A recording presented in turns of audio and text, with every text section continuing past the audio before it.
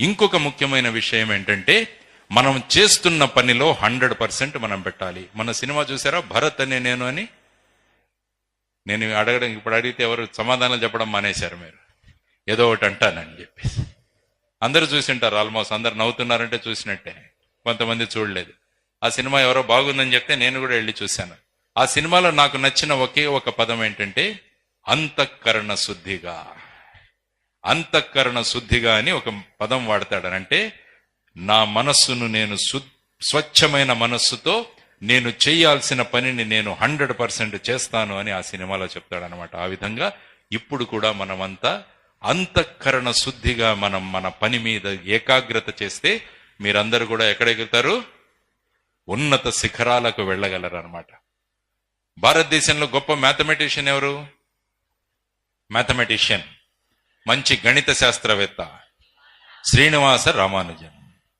శ్రీనివాస రామానుజం గురించి కూడా ఒక చిన్నది చెప్పి మీకు ఒక చిన్న కథ చెప్తాను. శ్రీనివాస రామానుజం ఇక్కడ మద్రాస్ పోర్ట్ లో పనిచేసేవాడు చిన్న క్లర్క్ గా. కానీ అతనికి మ్యాథ్స్ మీద ఎంత ఇంట్రెస్ట్ ఉండేదంటే చిన్న చిన్న పేపర్లు దొరికినా దాంట్లో మ్యాథ్స్ గురించి రాసేసుకుంటూ ఉండేవాడు అన్నమాట. అతను పై చదువులు చదవడానికి లండన్కి వెళ్ళాడు. లండన్ లో రామానుజన్ గారి గురువు గారు ఎవరు? పేరు ఏంటి? Professor Hardy. Professor Hardy. ఒకరోజు రామానుజంకి 104 డిగ్రీల టెంపరేచర్, జ్వరం వస్తుంది. దాంట్లో హాస్పిటల్లో అడ్మిట్ చేస్తారు రామానుజన్. చేస్తే ప్రొఫెసర్ హార్డీ ఆయన చూడడానికి వెళ్తారనమాట లోపలికి. వెళితే మనకు 104 డిగ్రీల టెంపరేచర్ వస్తే ఏం చేస్తాం? మనం పడుకుంటాం, ముసుగు తమ్ముకొని పడుకుంటాం అనమాట. కానీ ప్రొఫెసర్ హార్డీ రాగానే రామానుజం ఏమడిగారు తెలుసా? మీరు ఎలా వచ్చారు ప్రొఫెసర్ హాస్పిటల్కి అంటే, ట్యాక్సీలో వచ్చాను అన్నాడు. ఆ ట్యాక్సీ నెంబర్ చెప్తారా నాకు అన్నాడు. హార్డీ ఏమన్నాడంటే, నువ్వు 104 డిగ్రీల టెంపరేచర్లో ఉన్నావురా, నువ్వు పడుకో, ట్యాక్సీ ఏదో ఒక నెంబర్లో వచ్చానులే అంటాడు. లేదు మీరు నెంబర్ చెప్పాల్సిందే అంటాడు. అప్పుడు 1729 అని చెప్తాడు నెంబరు, 1729. ఇది పెద్ద గొప్ప నెంబర్ కాదులే అంటాడు.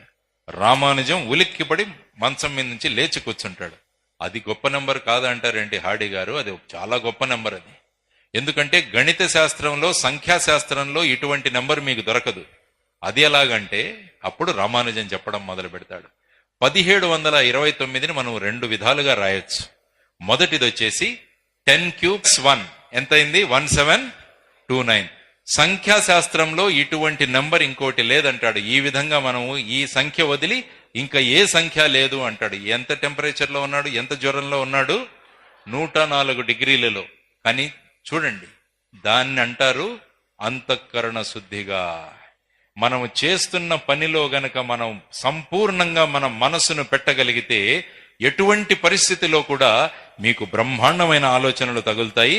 మీరు కూడా ఉన్నత శిఖరాలను అధిరోహించగలరన్నమాట. ఆ విధంగా మీరు తయారవ్వాలన్నమాట.